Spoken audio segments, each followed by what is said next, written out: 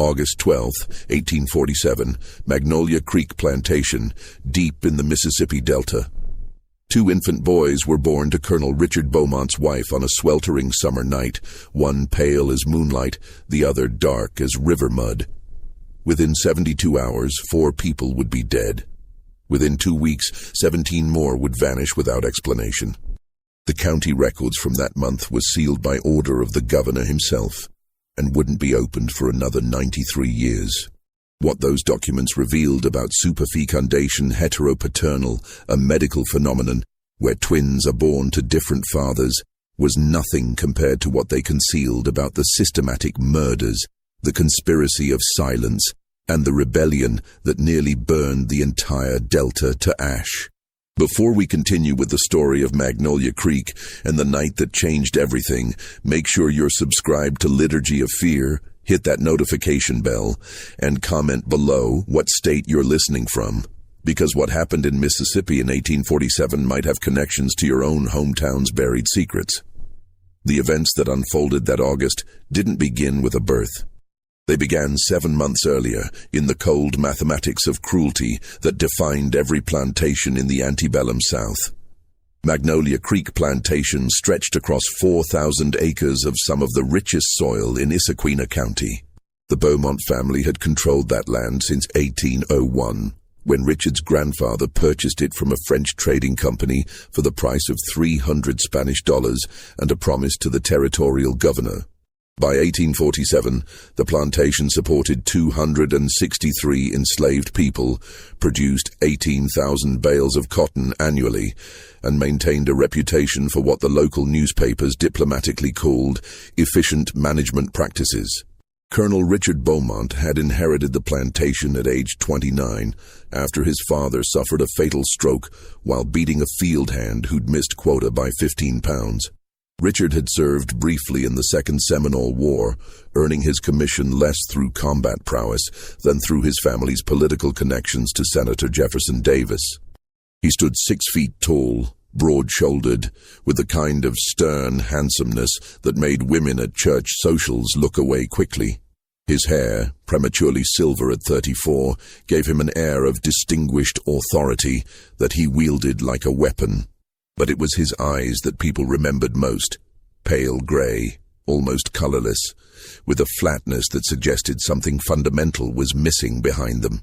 His own overseer, a German immigrant named Klaus Hoffmann, once told his wife that looking into the colonel's eyes was like looking into a well that had no bottom and no water, just an endless drop into nothing.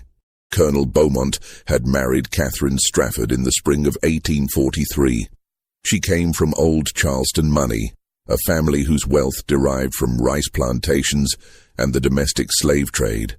Catherine was 22 on her wedding day, educated at a finishing school in Richmond, fluent in French, and accomplished at the pianoforte. She had honey-colored hair that she wore in elaborate braids, a slender figure that the fashion of the day accentuated with tight corseting, and a smile that never quite reached her hazel eyes. The marriage had been arranged by their families, a merger of Delta cotton and low-country rice, of political influence and social standing. Romance had nothing to do with it. Catherine moved into Magnolia Creek's grand house, a 2-story Greek Revival structure with 6 massive columns across the front and a widow's walk nobody ever used, and tried to make peace with her new life. The Mississippi Delta in 1847 was a world of contradictions that would have bewildered anyone from outside the South. Immense wealth existed alongside brutal poverty. Grand balls and poetry readings happened in houses built by enslaved craftsmen who couldn't read their own names. Churches preached about Christian mercy on Sunday mornings, then their congregants returned to plantations where human beings were worked to death by Thursday. The cognitive dissonance required to maintain this system created a society that was, at its core, deeply unstable and paranoid. Issaquena County was particularly isolated, even by Delta standards. The Mississippi River dominated everything: commerce, transportation, social life, and the constant threat of floods that could destroy a year's crop in a single night. The nearest substantial town was Vicksburg, 40 miles downriver, accessible only by steamboat or a treacherous road that turned to impassable mud for months at a time. This isolation bred insularity. The dozen or so plantation families in the area socialized almost exclusively with each other, intermarried, conducted business together, and maintained a unified front on all matters related to slavery, politics, and the increasingly hostile rhetoric coming from the North. In this closed world, reputation meant everything. A whisper of scandal could destroy a family's standing. An accusation of abolitionist sympathy could lead to social exile or worse, and any threat to the racial hierarchy that undergirded the entire system was met with swift, often violent response. Catherine Beaumont understood these rules. She'd been raised in them, educated in the delicate art of maintaining appearances while ignoring ugly realities. But understanding rules and living comfortably within them were different things. Her first year at Magnolia Creek passed in a haze of supervised activities and suffocating routine. She managed the household staff, 6 enslaved women who cooked, cleaned, and maintained the house. She received visitors on Thursday afternoons. She attended church every Sunday at Deer Creek Baptist, where Reverend Amos Pritchard preached sermons that somehow justified slavery through selective biblical interpretation. She hosted dinner parties for neighboring planters and their wives, serving elaborate meals on imported china while pretending not to hear the screams that occasionally drifted up from the quarters after dark. And she tried, unsuccessfully, to produce an heir. The colonel wanted a son. He made this clear in ways both explicit and implicit. He needed a boy to continue the Beaumont name, to inherit the plantation, to maintain the family's position. When Catherine failed to conceive during the first 6 months of marriage, he grew impatient. When a year passed with no pregnancy, his impatience curdled into something colder and more dangerous. She finally became pregnant in the summer of 1844. The pregnancy was difficult. Morning sickness that lasted all day, debilitating fatigue, swelling in her legs that made walking painful. But she endured it because she believed a child would soften the colonel, would give their marriage some purpose beyond social obligation and dynastic continuation. She gave birth in March of 1845 to a girl. They named her Margaret, after the colonel's mother. The baby was small, born a month premature, with a weak cry that worried the midwife. But Catherine loved her immediately, with a fierce protectiveness she hadn't known she possessed. For 3 weeks, she barely left the nursery. She nursed Margaret herself, despite the colonel's insistence that they hire a wet nurse. She rocked her daughter through sleepless nights, sang to her, prayed over her. On April 8, 1845, Catherine woke to find Margaret cold in her cradle. The baby had died during the night. No marks, no signs of distress. The doctor who examined the tiny body said it was crib death, a tragic but not uncommon occurrence with premature infants. Catherine knew different. She'd heard the colonel enter the nursery around 2 in the morning. She'd heard the floorboards creak, heard the cradle rock slightly, heard him leave again. She'd been in that half-awake state that new mothers exist in, listening with one ear always open for their child's cry. But she'd been too exhausted to get up, assuming he was just checking on the baby. By dawn, Margaret was gone. Catherine never said anything. Not to the doctor, not to the midwife, not to anyone. What could she say? She had no proof, only a mother's instinct and the memory of footsteps in the dark. And even if she'd had proof, who would have believed her? Or cared? This was Mississippi in 1845. A man's authority over his household was absolute. If the colonel had decided his daughter was too weak to survive, too much of a disappointment to be worth feeding, that was his prerogative. But Catherine knew. And the knowledge changed something fundamental inside her. She went through the motions of grief, wore black, accepted condolences, allowed the colonel to bury Margaret in the family plot with a small marble headstone. But privately, she began to see her husband clearly for the first time. Not as a stern, but ultimately reasonable man, not as a product of his culture and upbringing, but as something else entirely, something broken and dangerous. She became pregnant again in late 1845. This time she was more careful. She ate in her room, took no medicines the colonel offered her, locked her door at night. But the pregnancy ended in miscarriage at 4 months. The doctor said these things happened, especially after the trauma of losing a child. Catherine suspected otherwise, but again, she had no proof. Just a lingering metallic taste in her mouth after drinking the tea the colonel had brought her the night before the cramping started.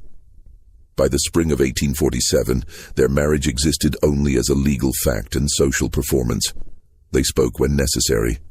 They appeared together at church and social functions. But the house had become a battlefield, even if only one of them was openly fighting. And then Catherine met Solomon Tutwiler. Solomon was not what anyone expected when they heard the word overseer's driver. The position, a slave appointed to help manage other slaves, essentially a middle tier in the plantation's brutal hierarchy, typically went to large, physically intimidating men who could enforce discipline through force. Solomon was tall, yes, nearly 6.5 feet, but lean rather than bulky, with long fingers more suited to piano keys than whips. But it was precisely his intelligence that made him valuable to Klaus Hoffmann and terrifying to the enslaved people of Magnolia Creek. Solomon had been purchased at age 15 from a plantation in South Carolina, part of a lot the colonel acquired in 1838. His previous owner had noted in the bill of sale that the boy could read, a dangerous liability in South Carolina following the Denmark-Vesey Rebellion, but also that he had a talent for understanding complex systems and predicting behavior. The colonel had seen potential in this, not humanitarian potential, but economic potential. A smart slave could be more valuable than 10 strong ones, if properly controlled and directed. By 1847, Solomon Tutwiler, at 24 years old, effectively ran the day-to-day operations of Magnolia Creek's enslaved workforce. He reported to Hoffmann, who reported to the colonel, but in practice Solomon made most of the decisions about work assignments, discipline, and logistics. He kept the plantation's records: who produced what, who missed quota, who was sick or pregnant or dead. He could calculate yield predictions, optimal planting patterns, and maintenance schedules. He could also identify exactly which enslaved person was most likely to run, to rebel, or to slow down production, and he knew precisely how to prevent all three. The other slaves hated him with an intensity that went beyond the usual resentment toward drivers. Solomon wasn't just enforcing the system. He understood it, manipulated it, and used it for his own survival. He informed on escape plans before they fully formed. He identified the leaders of any potential resistance and reported them to Hoffmann before they could organize. He administered punishments with a clinical efficiency that was somehow worse than rage. He also possessed something unusual for an enslaved person in 1847 Mississippi, a degree of physical freedom. Because of his value to the plantation's operations, Solomon was allowed to move between the main house, the overseer's cottage, the quarters, the fields, and even occasionally to neighboring plantations on the colonel's business. He wore better clothes than other slaves, not fine but serviceable and clean.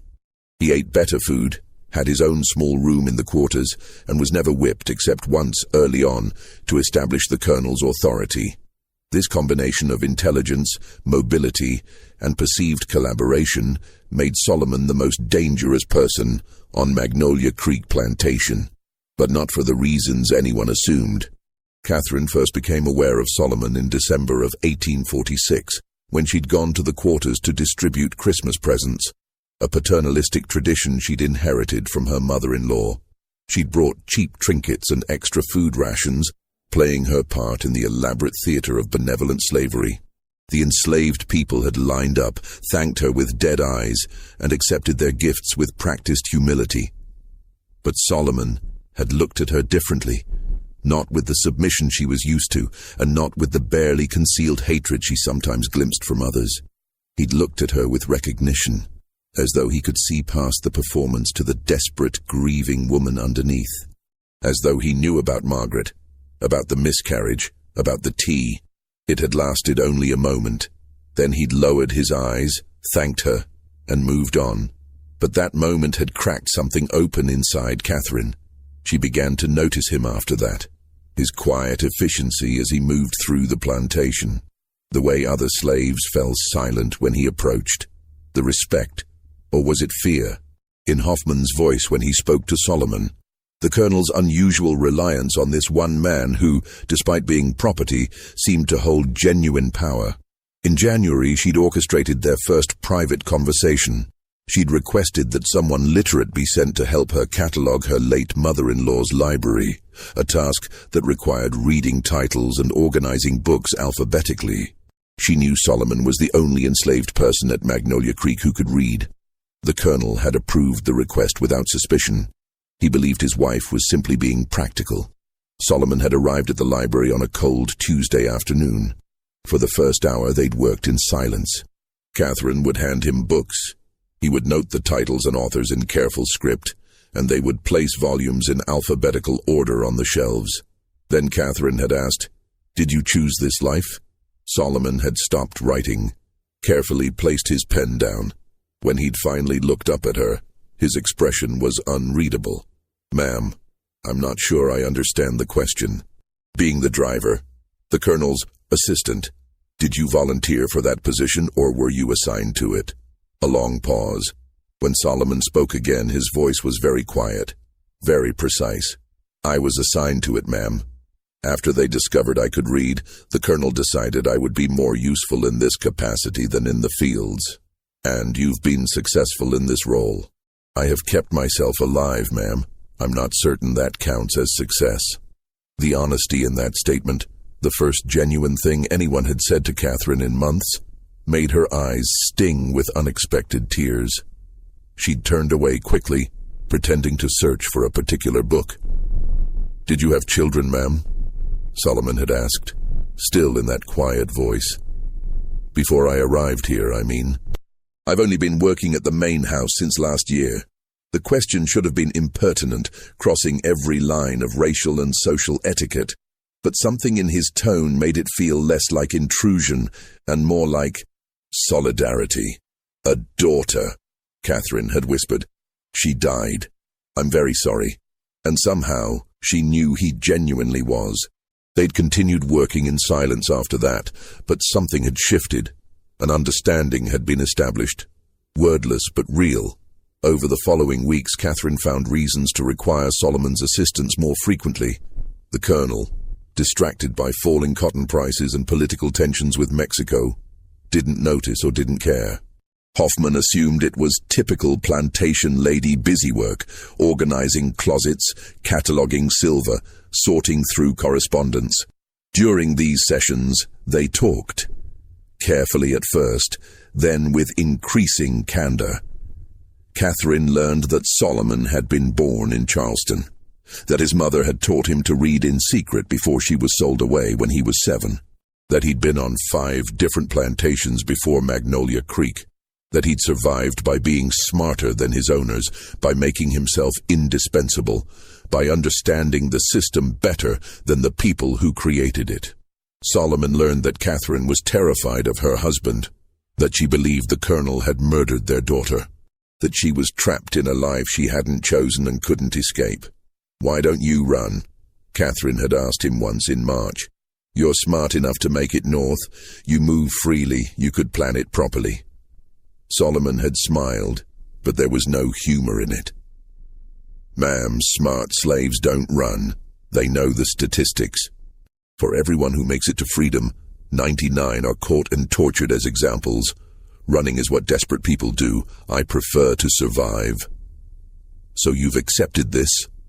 Forever?" "I didn't say that." His eyes had met hers with sudden intensity. "I said I don't run. I didn't say I don't resist." That conversation had taken place on March 19th, 1847. The same day Catherine had discovered she was pregnant again. Catherine didn't tell Solomon about the pregnancy immediately. She didn't tell anyone, not even the colonel, for nearly 6 weeks. She'd learned caution from her previous losses. And this time she was determined to protect the life growing inside her through vigilance and secrecy. But she also knew, with growing certainty, that if this child was a son, the heir the colonel demanded, she would never have real influence over him. The boy would be raised to be exactly like his father, entitled, cruel, emotionally vacant. He would inherit Magnolia Creek and continue the cycle of brutality. And if the child was a daughter, Catherine feared she wouldn't live long enough to protect her from the colonel's cold calculations about bloodlines and utility.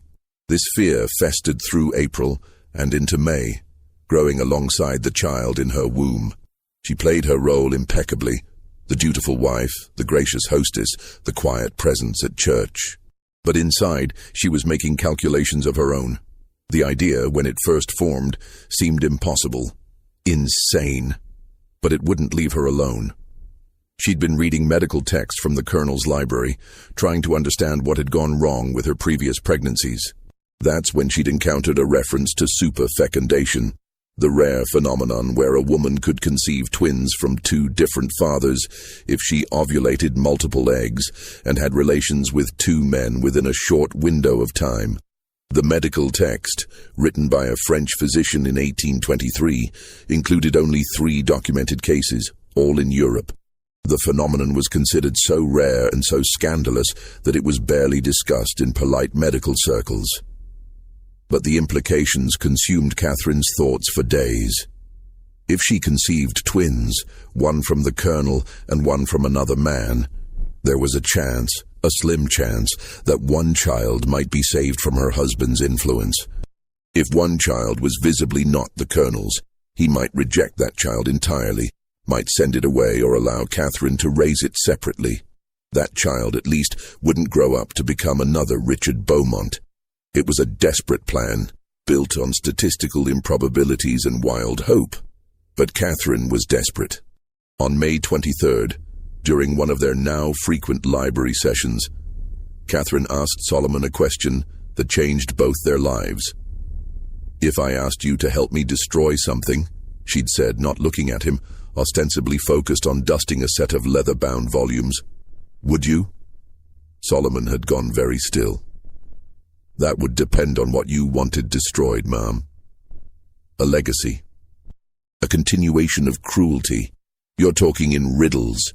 Catherine had turned to face him then, her heart hammering so hard she was certain he could hear it. "I'm pregnant, 2 months along.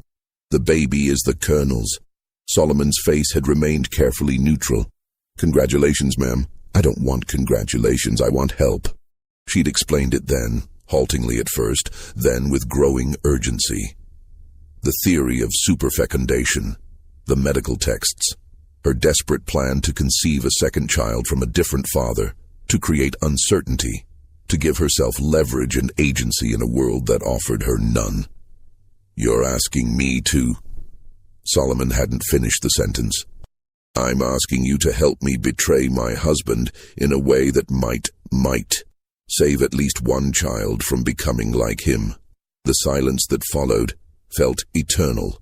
Catherine could hear her own breathing, the ticking of the grandfather clock in the hallway, the distant sounds of field workers singing as they picked cotton. "Do you understand what you're asking?" Solomon's voice was barely a whisper. "What would happen to both of us if this was discovered?" "I understand you'd be killed, probably tortured first. I understand I would be destroyed socially, possibly institutionalized. I understand this is the most dangerous thing either of us could do." "Then why?" "Because I watched my husband murder our daughter." The words came out sharp, certain. "Because I will not bring another child into this house without having some way, any way, to save them from him. Because I am already destroyed, Solomon. I'm just still walking around." Solomon had looked at her for a long moment, his dark eyes searching her face. Then he'd asked very quietly, "Is this really about saving a child? Or is this about revenge?" Catherine had considered the question honestly. "Both." "Does it matter?" "Yes, ma'am. It matters a great deal. Revenge is a fire that consumes everything, including the person who lights it. If that's all this is, we'll both burn and accomplish nothing." Then it's about survival, Catherine had said. Mine and the child's. Is that acceptable? Another long silence. Then Solomon had nodded, once, almost imperceptibly. When? He'd asked. Soon. The timing has to be precise. Within the next week, possibly less. They'd made their plans carefully over the following days.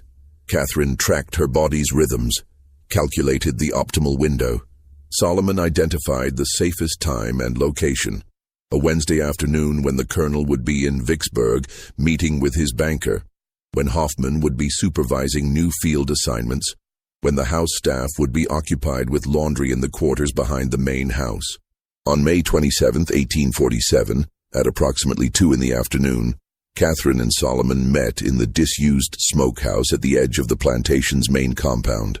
The structure, built 30 years earlier, had been replaced by a larger facility closer to the kitchens and was now used only for storage of equipment nobody wanted, but nobody bothered to throw away. What happened there took less than 20 minutes. Neither spoke during it. Catherine kept her eyes closed the entire time, tears leaking from beneath her eyelids. Solomon was methodical, quick, and when it was finished, he'd helped her adjust her dress with the same careful efficiency he brought to all tasks. "I'm sorry," he'd said as she prepared to leave. Catherine had looked at him then, really looked at him, and saw something she hadn't expected, genuine anguish. "Don't be," she'd told him. "This was my choice, my plan. You were just property." He'd finished bitterly, doing what property does, following orders. "No." Catherine had touched his hand briefly, a gesture that violated every social code they'd both been raised under. "You were a person helping another person survive. That's all."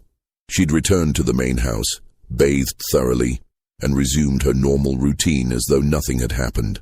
That evening the colonel returned from Vicksburg in a foul mood. The bank had refused to extend his credit line given the instability in cotton prices. He'd eaten dinner in silence, drunk a third of a bottle of whiskey, and retired to his study without speaking to Catherine at all. She'd lain awake that night, one hand on her barely swollen belly, wondering if she'd just saved a life or condemned two. The answer wouldn't come for 4 more months. Through June and July, life at Magnolia Creek maintained its oppressive routine. The temperature climbed to brutal highs, regularly over 100 degrees, with humidity that made every breath feel like drowning. The cotton grew thick and green in the fields. The enslaved workers toiled from dawn to dusk, then beyond, as the colonel pushed for maximum yield to compensate for falling prices. 2 people died from heat exhaustion in late June. Another attempted escape in early July and was caught, whipped, and sold downriver as an example. Catherine's pregnancy progressed normally, or as normally as any pregnancy could in that heat, in that house, in that life. She grew larger, more uncomfortable, more conscious of the ticking clock counting down to a moment that would either free her or destroy her completely. She and Solomon didn't speak privately again after that afternoon in the smokehouse. It was too dangerous, drew too much attention. But sometimes, when she saw him crossing the yard, or when he delivered reports to the colonel's study, their eyes would meet for just a fraction of a second. In those moments, an entire conversation happened without words. "Are you all right?" "Yes." "Are you?" "Yes." "Can we survive this?" "We have no choice." The colonel, meanwhile, grew increasingly volatile as summer progressed. Cotton prices continued falling as northern abolition agitation disrupted markets and southern paranoia increased. Political tensions with Mexico remained unresolved, and at home, his wife's pregnancy reminded him daily that he would have an heir to either be proud of or disappointed by. The uncertainty seemed to corrode something in him. He'd always been cruel in a distant, administrative way, signing off on punishments, making decisions about sales and separations, enforcing discipline through Hoffman and Solomon. But that summer, he began participating directly. He watched whippings now, counting the lashes personally. He rode through the fields during the hottest parts of the day, observing the workers with those flat gray eyes, looking for any sign of shirking. He conducted late-night inspections of the quarters, searching for contraband or evidence of forbidden gatherings. The enslaved people of Magnolia Creek responded by becoming even more careful, even more invisible. They'd learned to read the Colonel's moods, to know when he was dangerous, to adjust their behavior accordingly. But the constant surveillance created an atmosphere of suffocating fear that infected everyone on the plantation. Hoffman tried to moderate the Colonel's impulses, worried that pushing too hard would result in runaways or, worse, organized rebellion. But the Colonel ignored him increasingly. He decided that firmness, his word for brutality, was the only way to maintain order in uncertain times. Solomon navigated this deteriorating situation with his usual careful intelligence. He gave the Colonel no reason to question his loyalty. He enforced rules, reported infractions, maintained efficiency. But he also began doing something else, something subtle that only someone watching very carefully would notice. He started making mistakes, small ones, a work assignment that put the wrong person in the wrong place. A miscalculation in supplies that meant field workers ran short of water during the hottest part of the day, requiring an early break. A forgotten message that meant Hoffman rode to the wrong section of the plantation to supervise work, leaving another section unsupervised for 3 hours. Individually, these errors were minor enough to attribute to the heat, to fatigue, to the general chaos of running a large operation. But together, they created small pockets of disorder, little moments where the system's rigid controls slipped just slightly. Catherine noticed because she was watching Solomon constantly now, looking for any sign that their shared secret had changed him. And she realized gradually that he wasn't making mistakes at all. He was creating opportunities. In late July, she'd managed to speak with him briefly when he'd delivered household accounts to the Colonel's study, and she'd intercepted him in the hallway. "You're planning something," she'd whispered. "I'm always planning something, Ma'am. Survival requires constant planning." "That's not what I mean." Solomon had glanced down the hallway, confirming they were alone, then met her eyes with unusual directness. "You're not the only one who wants to see something destroyed, Mrs. Beaumont. You just gave me a reason to accelerate the timeline." "What timeline?" But he'd already turned away, disappearing toward the back of the house before she could press further. The comment haunted her through the following weeks. What had Solomon been planning before she'd approached him? How long had he been preparing?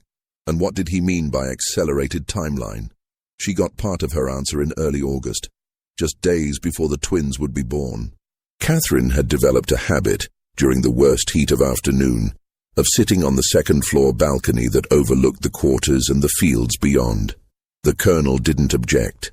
He assumed she was simply seeking air, and pregnant women were granted certain accommodations. But Catherine wasn't seeking comfort, she was observing. From that vantage point she could see patterns, the way certain enslaved people moved between buildings, carrying items that might be tools or might be something else. The brief conversations that happened when Solomon thought no one was watching. The way, over the course of several weeks, small amounts of supplies seemed to disappear from various locations. Rope, lamp oil, kitchen knives, blankets. Individually, these thefts were minor enough that Hoffman attributed them to normal waste and pilferage. But Catherine, with nothing to do but watch and think, began to see a larger pattern. Solomon wasn't just creating small disruptions. He was stockpiling resources, preparing for something. On August 8th, 4 days before the twins would be born, something happened that brought the simmering tensions to a violent peak. A 15-year-old enslaved girl named Ruth had been working in the main house as a junior housemaid. She was quiet, competent and invisible in the way that enslaved people learned to be to survive. But the Colonel had noticed her anyway. That afternoon, while Catherine was resting in her room and the house staff was occupied with dinner preparations, the Colonel had called Ruth to his study. When she didn't emerge after an hour, one of the older house slaves, a woman named Bess, who'd been at Magnolia Creek for 30 years, had gone to check on her. What she found was Ruth, sobbing and bleeding, her dress torn. The Colonel calmly pouring himself another whiskey as though nothing had happened. Bess had helped Ruth to the kitchen, cleaned her up, and told her to say nothing to anyone. It was the same advice she'd given other girls over the years. Speaking up only made things worse. Silence was survival. But Solomon had been in the kitchen getting water for Hoffman when they'd arrived. He'd seen Ruth's condition, seen the blank horror in her eyes, understood immediately what had happened. And something that had been carefully contained inside him for 24 years suddenly cracked open. That evening, Solomon requested a meeting with Hoffman.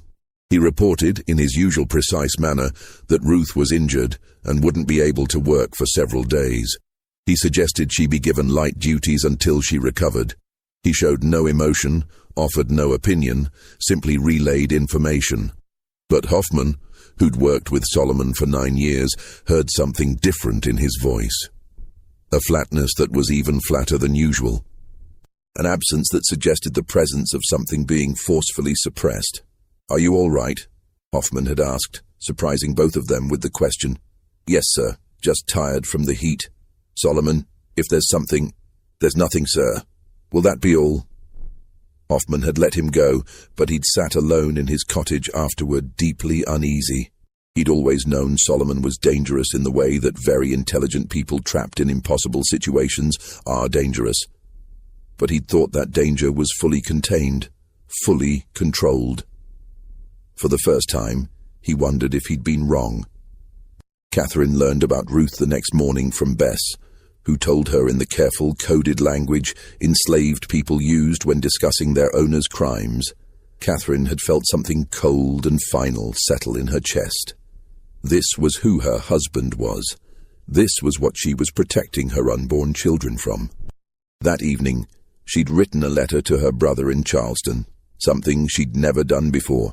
As the colonel read all her correspondence, she'd hidden the letter in her sewing basket, unsure if she'd ever be able to send it, but needing to create some record, some evidence, some connection to a world outside Magnolia Creek.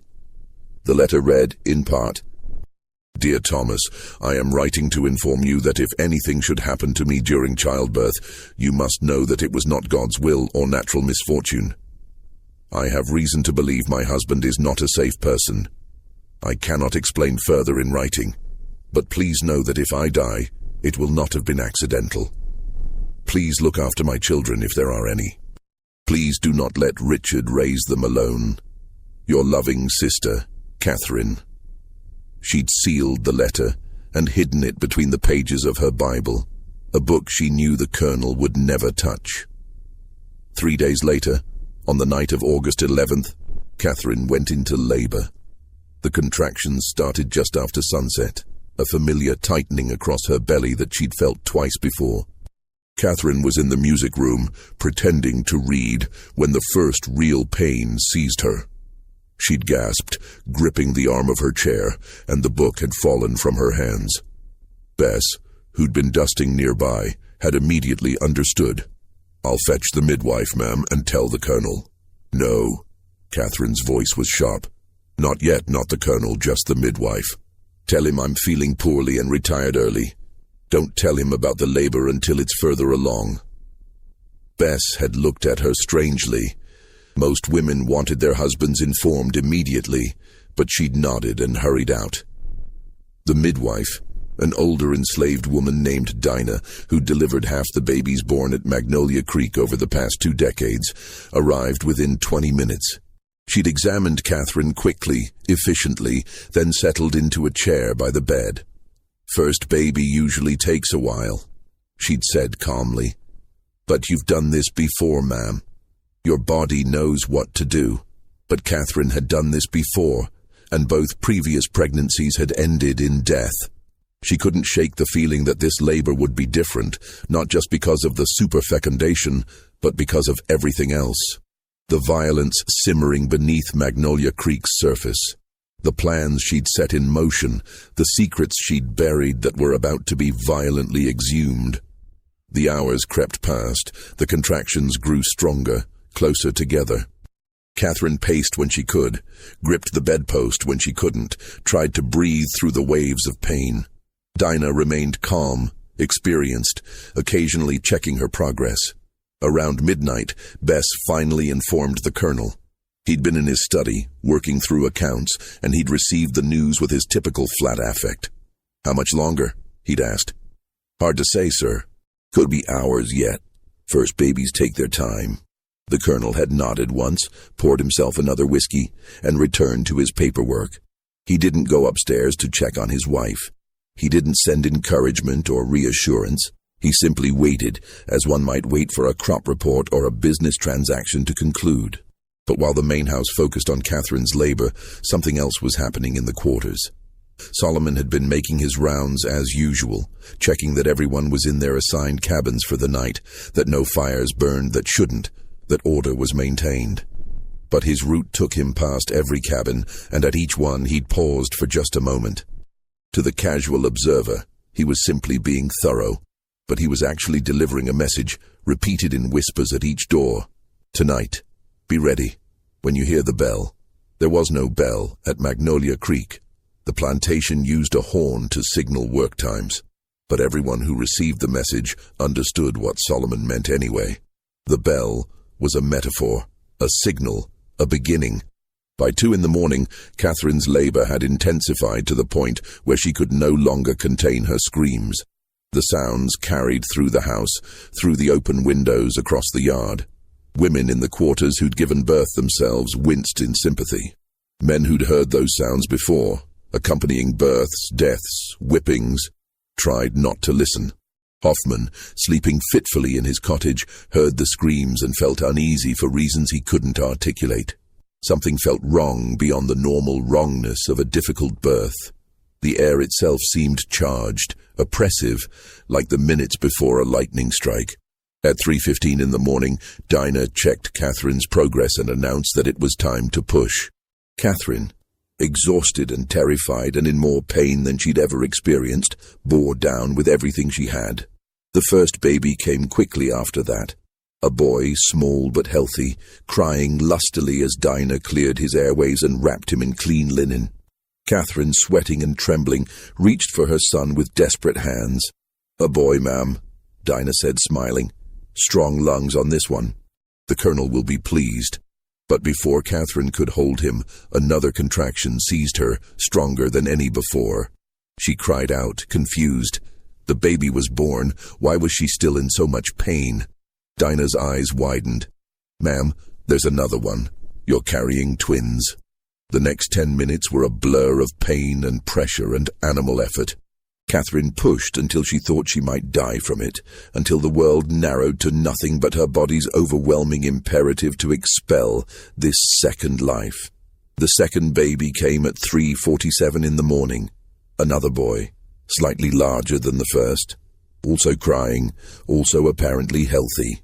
But when Dinah wiped the blood and fluid from the second infant and saw his skin, darker than his brother's, unmistakably darker, her hands froze. Catherine saw the midwife's expression and felt her heart stop. "Let me see him." Dinah hesitated, then placed the second baby in Catherine's arms. In the lamplight, the difference was subtle but undeniable. The first twin had pale skin like his father, fine blonde hair, grey eyes. The second twin had darker skin, not black, but coffee-coloured, caramel, dark hair, and eyes that were already showing hints of brown. For a moment, no one spoke. Catherine held both babies, one in each arm, looking from one tiny face to the other. The super-fecundation had worked. She'd conceived twins from 2 different fathers. The medical impossibility had become medical reality, and now everyone would know. "Ma'am," Dinah whispered, her voice shaking, "what have you done?" Before Catherine could answer, the door to her bedroom opened. The colonel stood in the doorway, still fully dressed, whiskey glass in hand. He'd come to see his heir. His eyes went to Catherine first, then to the babies she held. For a long moment, his face showed no emotion at all, that terrible flatness that Catherine had learned to fear more than rage. Then he stepped into the room, set his whiskey glass on the dresser with exaggerated care, and approached the bed. "2 sons," Catherine said, her voice barely audible. "Twins." The colonel looked at the first baby, touched his pale cheek with one finger. Then he looked at the second baby, and something happened to his face. Not anger exactly. Something colder. A calculation occurring behind those flat gray eyes. "Whose is he?"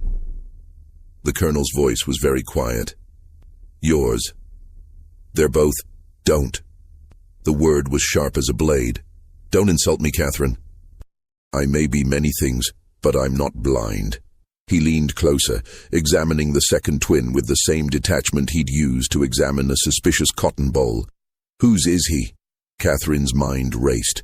She'd prepared for this moment, had rehearsed various responses, but now that it was here, all her planned words evaporated.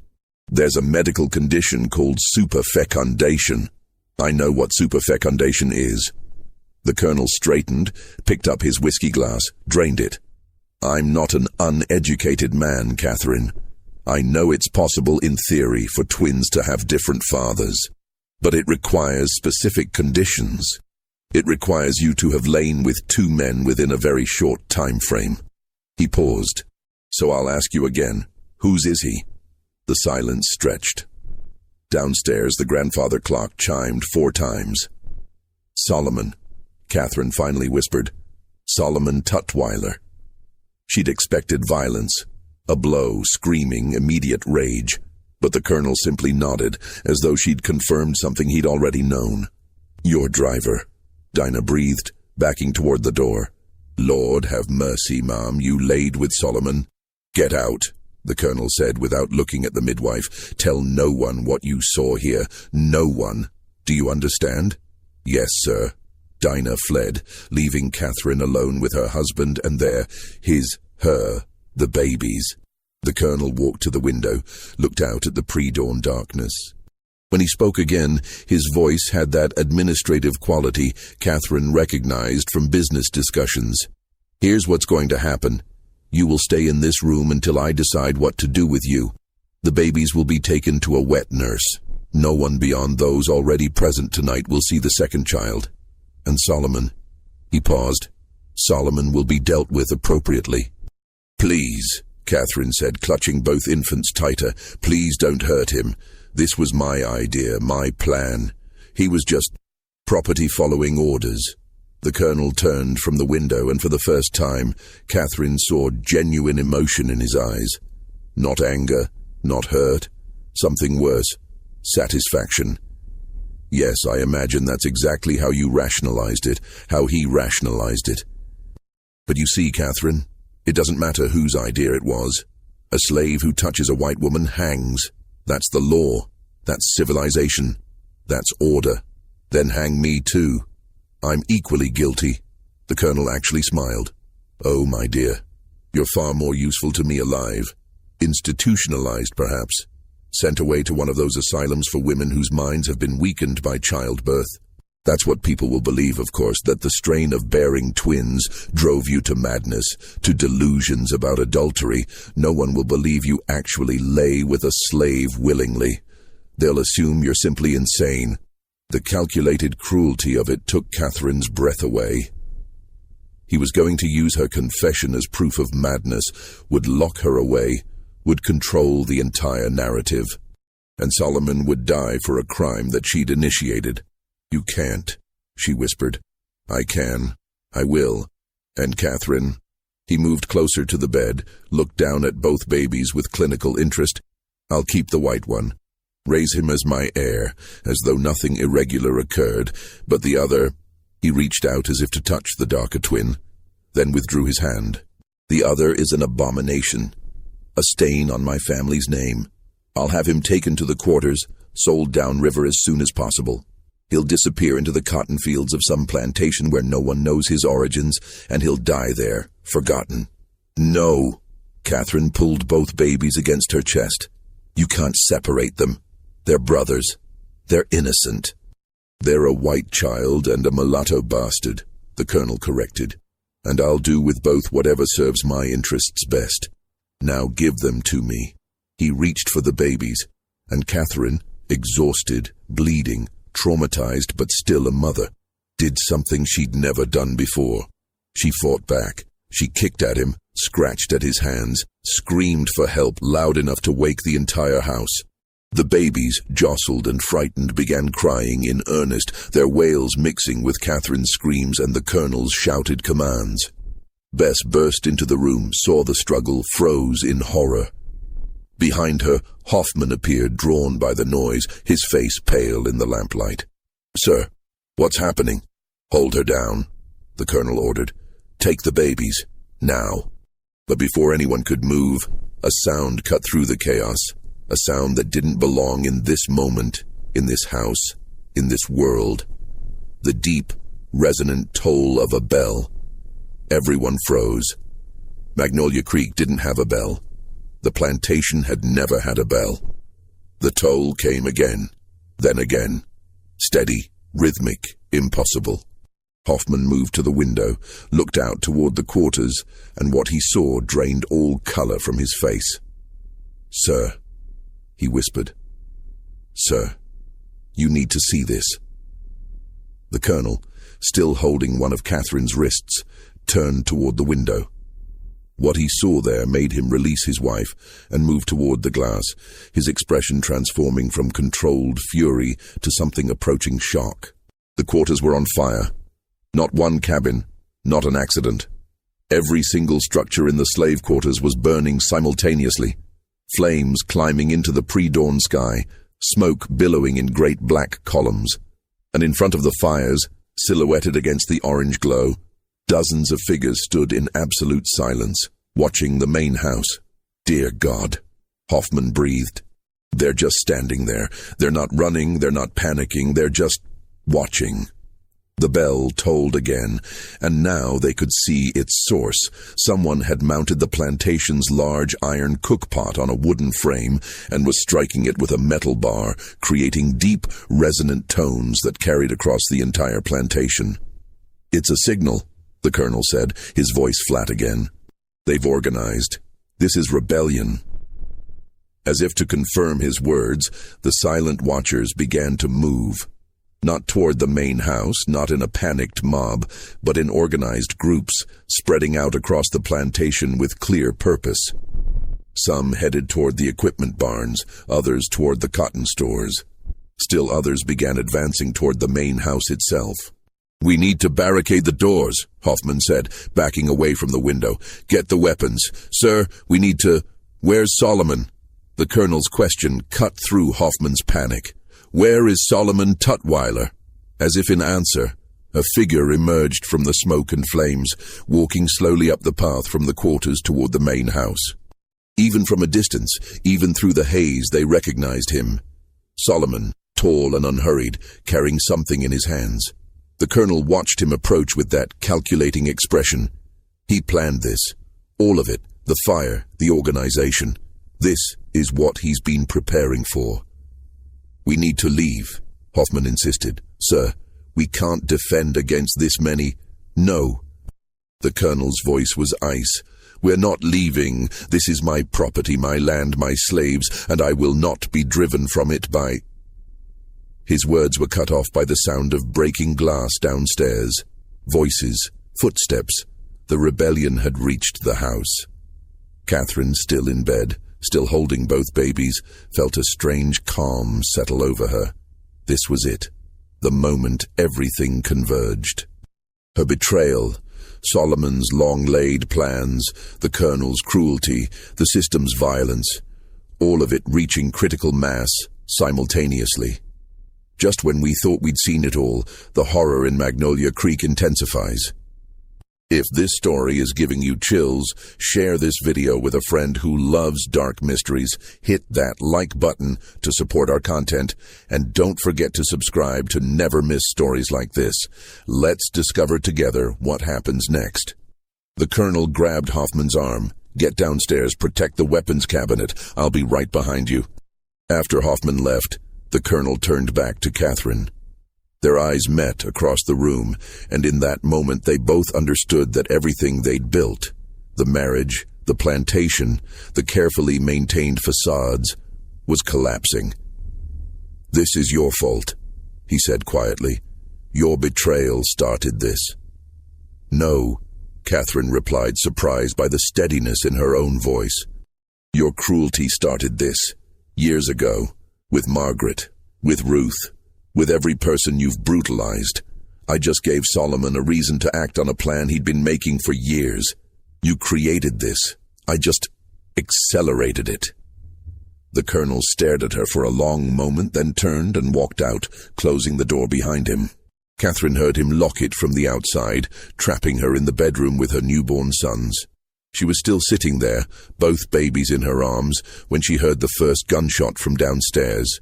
The next hour unfolded like a nightmare rendered in fire and blood and the breaking of things that had been held rigid for too long. Hoffman had reached the weapons cabinet, a locked cherrywood case in the colonel's study containing 2 rifles, 3 pistols, ammunition, and the leather-bound ledgers that documented every enslaved person ever owned by the Beaumont family. He'd armed himself and taken position at the study door, prepared to defend the house. But the enslaved people of Magnolia Creek didn't attack the house directly. They did something more strategic, more devastating. They locked all the doors from the outside and set fire to the first floor. Solomon had planned this carefully, had studied the house's layout during his months of access, had identified the weak points and the death traps. The main house, like most plantation homes in the Delta, was built almost entirely of wood, cypress beams, pine floors, oak paneling. It would burn fast once the fire really took hold. The flames started in the kitchen, where Solomon's people dumped lamp oil across the floor and walls before igniting it. The fire spread to the dining room, the parlor, the colonel's study. Smoke began filling the lower floor almost immediately, thick and black and choking. Hoffman, realizing too late that he'd trapped himself, tried to shoot his way through the locked study door. The first shot splintered the wood but didn't break the lock. The second shot did, but by then the hallway beyond was already engulfed in flames. He staggered back into the study, coughing, eyes streaming, and made his way to the window. He got it open, prepared to jump to the ground 15 feet below, and found Solomon waiting there. "Don't," Solomon said simply. He held a pistol, one Hoffman recognized as having come from the plantation's own stores, stolen weeks ago in one of those small, attributed to pilferage thefts. "You can jump and die quickly, or you can burn and die slowly. But either way, you're dying tonight, Klaus." Hoffman, German immigrant, man who'd survived poverty and cholera and the brutal passage to America, who'd thought himself practical and realistic about the system he participated in, stared at the man he'd worked beside for 9 years. "I treated you fairly," he said, and actually believed it. Solomon's expression didn't change. "You treated me like I was intelligent property instead of stupid property. That's not fairness, Klaus. That's just a different kind of exploitation. So this is justice? Murder? No," Solomon said quietly. "This is survival. You just happen to be in the way." The smoke drove Hoffman back from the window. Through the haze, he saw Solomon turn and walk away, leaving him to his choice of deaths. Hoffman chose the fire. It seemed faster than the fall, and died in the colonel's study, surrounded by account books that documented the buying and selling of human beings as though they were livestock. The colonel himself had moved more intelligently. When the smoke began filling the first floor, he'd immediately gone upstairs to the second level, which was slower to burn. He'd broken the lock on Catherine's door, his own lock, his own cage for her, and entered to find her still sitting in bed, calm as death, both babies quiet in her arms. "We need to leave," he said. "Now." "How?" Catherine asked. "You locked the doors. Your own people set this fire. Where exactly are we supposed to go?" The colonel moved to the window, evaluated the drop to the ground. Too far with an injured wife and 2 infants. He looked toward the widow's walk, the decorative balcony on the roof that no one ever used. If they could get up there, they could potentially climb down the main columns. "Can you walk?" he asked. "I don't know. Probably not far. Then I'll carry you. And the babies." Catherine laughed, a sound with no humor in it. "Now you want to save us? Both babies? Even the one you called an abomination?" "They're my property," the colonel said flatly. "All 3 of you. I don't surrender property to slaves. Now move." But Catherine didn't move. She looked at her husband, really looked at him, perhaps for the first time with complete clarity, and made a decision. No. The colonel turned from the window, shock registering on his face. What did you say? I said no. I'm not going with you. I'm not letting you take these babies and raise them in your image or sell them or destroy them. I'm done, Richard. I've been dead inside this house for years. The only difference now is that the house is burning too. You're hysterical. The childbirth, the trauma. I'm clear-headed for the first time in my life. Catherine stood shakily, both babies secure in her arms. I'm going to walk out of this house, and I'm going to find Solomon, and I'm going to trust him with my sons' lives more than I've ever trusted you. The colonel's face transformed then, the flat affect finally cracking to reveal the rage beneath. You'd trust a slave over your own husband. You'd condemn your sons to lives as what? Free, unknown, away from you? Catherine moved toward the door, each step agonizing but determined. Yes, absolutely yes. The colonel blocked her path. You're not leaving. Then we'll burn together. At least we'll be warm. For a moment, they stood frozen in tableau, husband and wife, owner and property, two people who'd destroyed each other through calculated cruelties and desperate rebellions. The smoke was creeping up the stairs now, visible through the open door. The heat was becoming unbearable. The house groaned around them, timber beginning to fail. Then the colonel did something Catherine had never seen him do before. He stepped aside. Go, he said quietly. Take them. But know this, Catherine, if you survive this night, if you escape with my property, I will spend the rest of my life hunting you. I will use every resource, every connection, every legal mechanism to find you and bring you back. You will never be free of me. Yes, I will, Catherine said, because you're going to die in this house tonight. You can't know that. I can. She moved past him toward the door, leaving a trail of blood on the floor. She'd torn stitches standing, but she didn't care. Because you'll never leave. You'll die trying to save your ledgers, your documents, your proof of ownership. That's who you are, Richard. That's all you are. And it's going to kill you. She didn't look back to see if she was right. She simply walked through the door, down the smoke-filled hallway, toward the stairs that led to the first floor, and the flames and whatever waited beyond. The colonel stood alone in the bedroom for almost a minute, Catherine's words echoing in his mind. Then, as she'd predicted, he turned and ran, not toward escape, but toward his study, toward the weapons cabinet, toward the ledgers that documented his wealth and status and identity. Hoffman's body was already cooling when the colonel reached the study. The fire had consumed most of the first floor by now, but the metal weapons cabinet had protected its contents. The colonel wrapped his coat around his hand, opened the hot metal door, and began pulling out ledgers. The ceiling collapsed on him before he could save even half of them. He died instantly, crushed beneath burning beams, surrounded by the documents that had meant more to him than his wife, his children, or his own humanity. Catherine, meanwhile, had made it down the stairs through a combination of adrenaline, maternal desperation, and sheer bloody-minded determination. The first floor was an inferno, but there was a narrow path through the flames where a door had been knocked off its hinges, creating a draft that kept the fire momentarily at bay. She stumbled through it, both babies screaming now from heat and smoke, and emerged into the pre-dawn air. She collapsed immediately, unable to take another step, both arms locked around her sons, and found Solomon kneeling beside her. "I didn't think you'd make it out," he said quietly. He wasn't looking at her face. He was looking at the babies, both of them, with an expression she couldn't read. "Are you going to kill me?" Catherine asked. The question seemed reasonable, given the circumstances. "No," Solomon said. "I'm going to help you escape, but we need to move quickly. The other planters will have seen the fire by now. People will be coming." He helped her stand, supported her weight as they moved away from the burning house toward the tree line. Behind them, Magnolia Creek's main house collapsed inward with a sound like God-breaking kindling, sending sparks spiraling into the lightening sky. They'd made it perhaps 50 yards when Catherine's legs gave out completely. She sat heavily on the ground, still clutching both babies, leaving a trail of blood behind her. "I can't," she gasped. "I'm sorry, I can't go any further."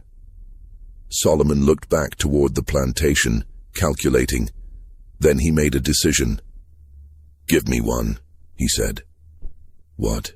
"Give me one of the babies. I'll take him north to freedom.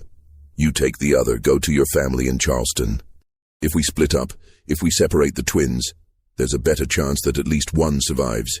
If we stay together, we all die when they catch us." Catherine looked down at the two tiny faces in her arms. The pale one, the dark one, the Colonel's son and Solomon's son. Brothers who would never know each other if she agreed to this. "Which one?" she whispered. "That's your choice. I'll take whichever one you give me." The impossible decision. The choice no mother should have to make. But Catherine understood the logic, understood that Solomon was offering the only real chance either child had at survival. Slowly, carefully, she handed him the darker twin. Solomon's biological son, the child whose existence had started this entire catastrophe.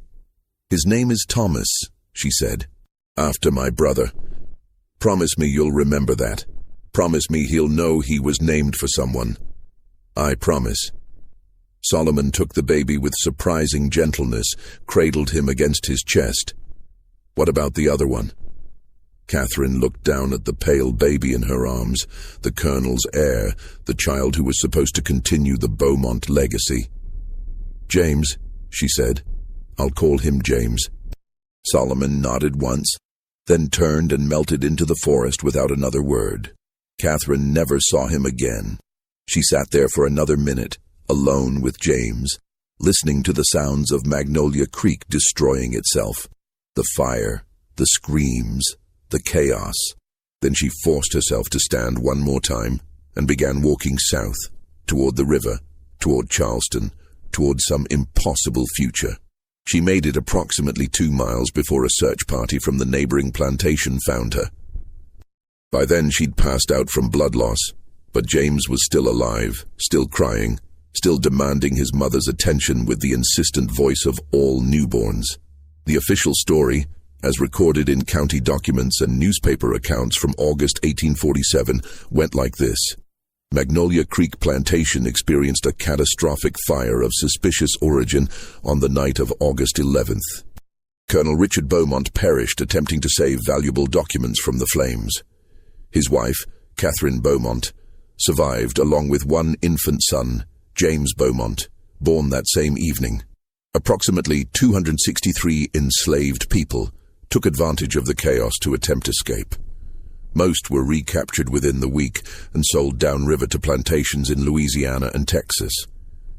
The ringleaders were never definitively identified, though several suspects were hanged as examples. Mrs. Catherine Beaumont, traumatized by the events and weakened by childbirth, was committed to the care of her family in Charleston and later transferred to a private sanitarium for treatment of nervous exhaustion and hysteria.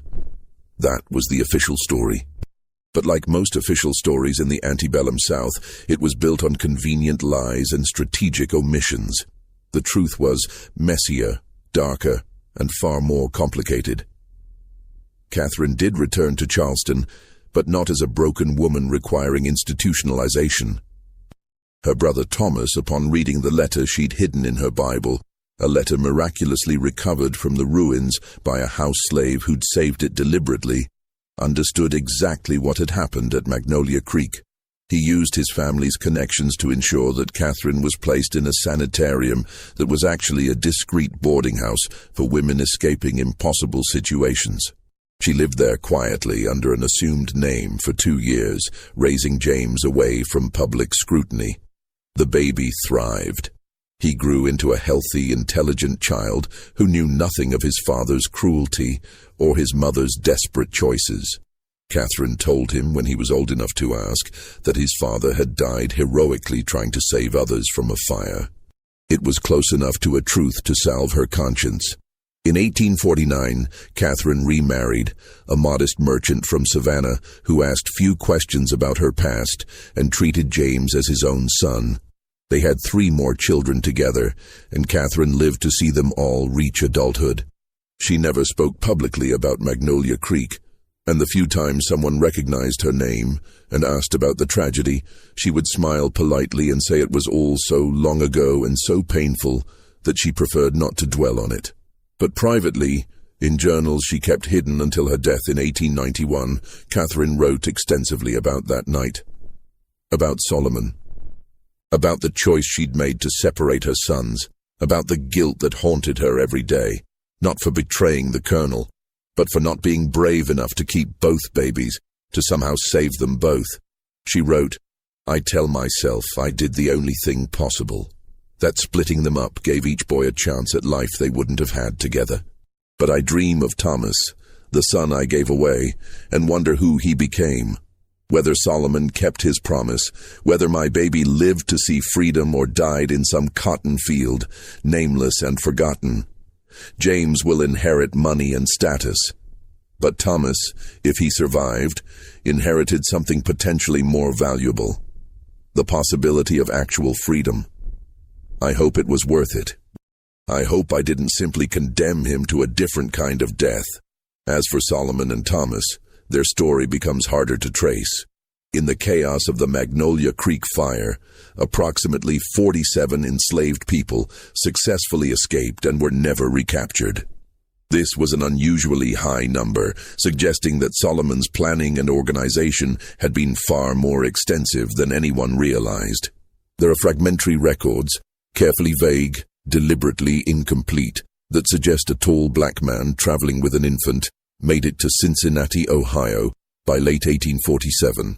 From there, the trail goes cold, which in the context of the Underground Railroad often meant successful passage into Canada.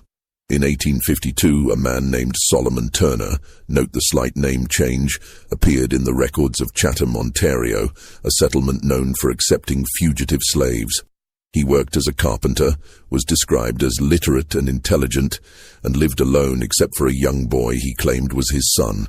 The boy, approximately 5 years old, was named Thomas and had notably light skin for being the son of a man as dark as Solomon Turner. This could be coincidence.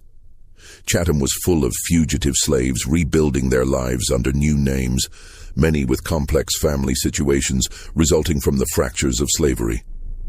But the details align too precisely to ignore. The name, the timing, the child's appearance, Solomon's documented literacy. If this was indeed the same Solomon from Magnolia Creek, he kept his promise. He raised Thomas in freedom, in a country where the boy's mixed heritage was unusual but not illegal, not shameful, not dangerous. Thomas Turner grew up learning carpentry from his father, learning to read and write, learning that he was valuable not as property, but as a human being. Thomas Turner, again, if he was indeed the same Thomas born on that violent August night, married in 1867 to a woman named Elizabeth Grant, daughter of freed slaves who'd settled in Chatham in the 1830s. They had 4 children. Thomas worked as a school teacher and community organizer, advocating for the rights of black Canadians and supporting fugitive slaves arriving from the States. He died in 1904 at age 57, surrounded by grandchildren who knew nothing of Mississippi or Magnolia Creek or the night their grandfather's existence had sparked a rebellion.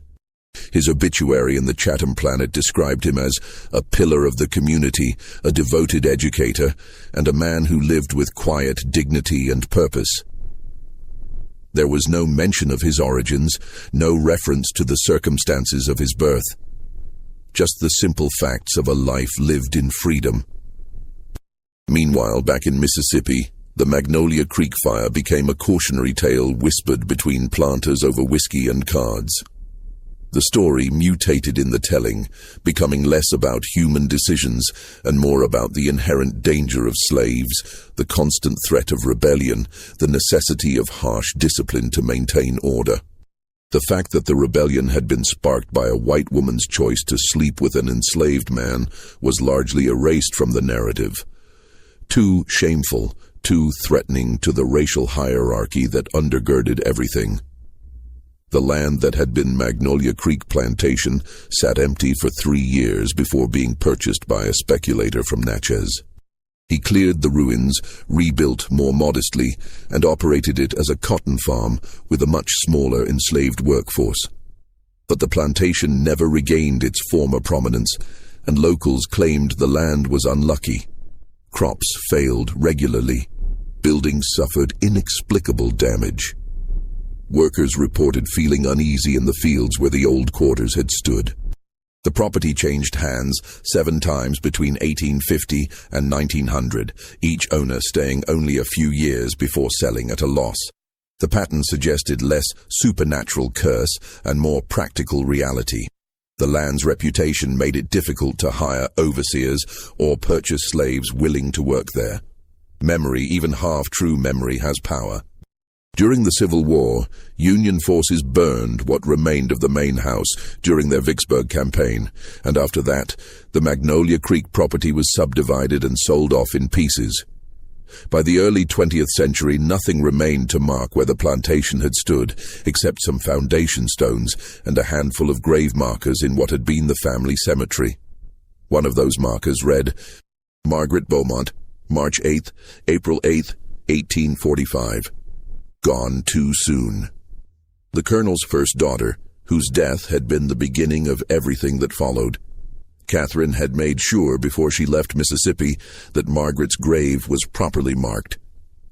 It was the only acknowledgement of the child who'd lived just 3 weeks, but whose death had cracked open her mother's carefully constructed denial about who her husband truly was. The historical record contains one final curious document discovered in a trunk of papers donated to the Mississippi Department of Archives in 1967 by a descendant of Thomas Strafford, Catherine's brother. It's a letter dated September 3rd, 1890, written in an elderly woman's shaking hand.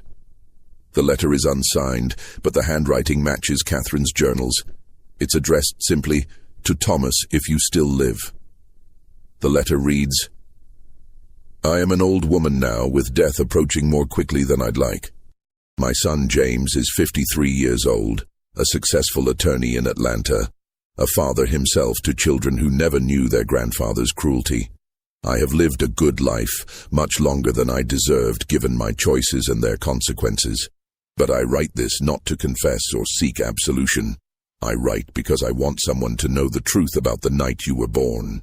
The official histories will record only fire and rebellion and a mad woman's delusions. They will not record that 2 boys were born, brothers, one black and one white, separated by fear and necessity and an impossible choice. They will not record that your father, Solomon Tutwiler, was the bravest and most intelligent man I ever met, and that whatever happened between us that afternoon in May was less betrayal and more mutual survival. They will not record that he planned a rebellion so precisely that 47 people found freedom because of it, or that he risked everything to help a white woman escape her prison even after she'd used him for her own desperate purposes. They will not record that I think of you every day, that I wonder who you became, whether you're alive or dead, free or enslaved, happy or broken. That I carry the guilt of splitting you from your brother like a stone in my chest, knowing it was necessary but hating that it was necessary. If you live, if somehow this letter finds you, know that you were wanted, that you were named for someone who mattered to me, that your birth, however complicated and violent, was not shameful but defiant, that you were loved even in the moment I had to let you go. I hope Solomon kept his promise. I hope you found freedom. I hope you never learned the hatred I saw consume so many, though you had every reason to embrace it. Your mother, Catherine. The letter was never sent. Catherine died in Charleston on November 3rd, 1891, at age 70, having never found a way to deliver those words to the son she'd given away. The letter remained in her personal effects, eventually passed down through James's family line, a mystery that none of her descendants could fully understand or explain.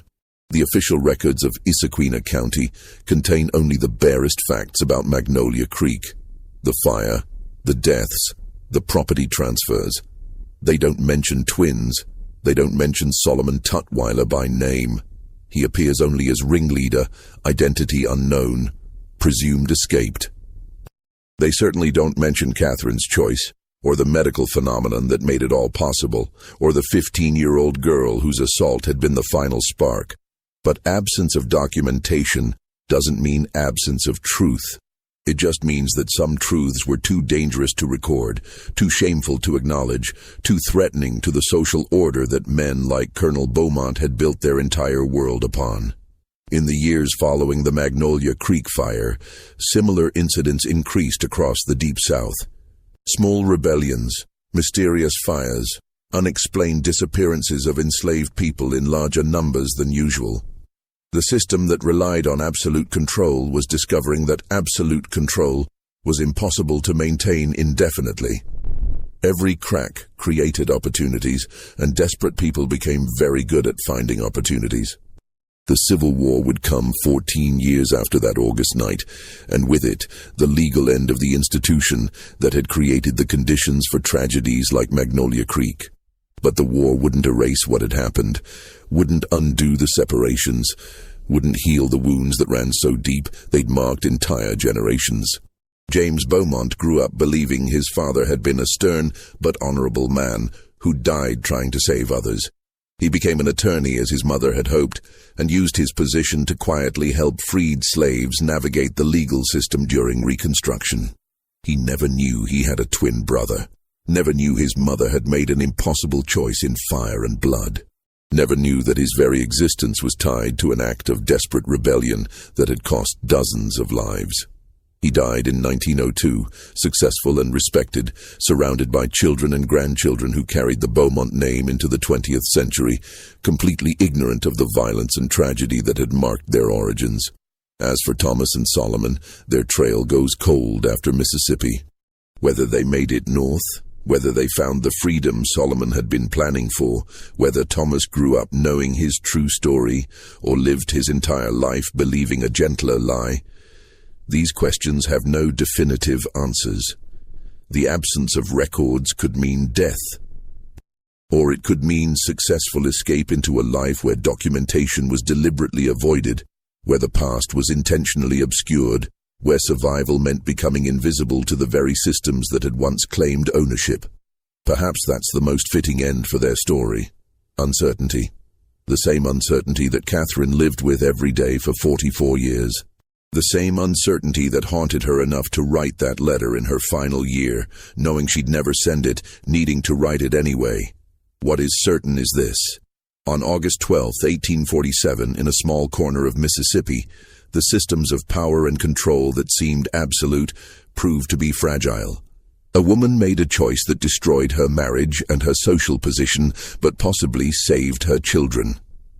A man who'd been treated as property for 24 years proved he was capable of organizing a rebellion sophisticated enough that nearly 50 people found freedom. And 2 babies were born, whose very existence challenged every assumption the society around them was built upon. The fire that consumed Magnolia Creek that night burned for 3 days, visible for miles in every direction. Neighboring planters watched the smoke rise and understood that what had happened there could happen anywhere. That fear, legitimate, well-founded fear, changed how they treated their enslaved people, at least temporarily. More food, fewer whippings. A loosening of the absolute control, just slightly, just enough to relieve some pressure. It didn't last. Within a year, most plantations had returned to their previous practices, the lesson of Magnolia Creek forgotten or willfully ignored. But for a brief moment something had shifted. Power had revealed itself to be conditional, not absolute. And that revelation, once seen, couldn't be completely unseen. The land where Magnolia Creek Plantation once stood changed hands many times over the following decades, each owner staying only briefly before selling at a loss. Locals avoided it, claiming the soil was cursed, that crops grew poorly there, that animals refused to graze in certain fields. More likely, the land simply carried too much memory, too much pain soaked into the soil, too many ghosts. Not supernatural ones, but the weight of history, of violence, of choices made and lives destroyed. Some places hold on to their past like that, refusing to let it go, insisting that those who come after acknowledge what happened there. By 1900, most of the Magnolia Creek property had been divided into small farms worked by sharecroppers, many of them formerly enslaved people or their children, working land their ancestors had been forced to work under very different circumstances. The old main house was completely gone, reclaimed by kudzu and time. The quarters were gone. Even the cemetery had been largely abandoned, the gravestones weathered and leaning, most of the names illegible. Only Margaret's marker remained clear, protected by its marble construction and perhaps by Catherine's determination that her daughter not be completely forgotten. "Gone too soon," it read. And in a way that could have been the epitaph for everyone who'd been touched by the events of August 1847.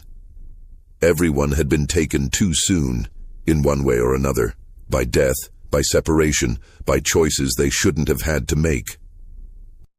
This mystery shows us that the most terrifying horrors in history weren't supernatural. They were the systems human beings created and maintained, the casual cruelties they justified, the impossible choices they forced on each other. The real horror of Magnolia Creek wasn't in ghosts or curses, but in the documented, legal, socially accepted practices that made a night like August 11th, 1847, inevitable. What do you think of this story? Do you believe Catherine made the right choice separating her sons? Could there have been another way, or was this the only path to survival? Leave your comment below. If you enjoyed this tale and want more historical mysteries like this, subscribe to Liturgy of Fear, hit the notification bell, and share this story with someone who appreciates the dark corners of American history. These stories need to be told, need to be remembered, need to be understood, not to judge the people who lived them, but to ensure we never create conditions where such choices become necessary again. Thank you for listening. See you in the next video.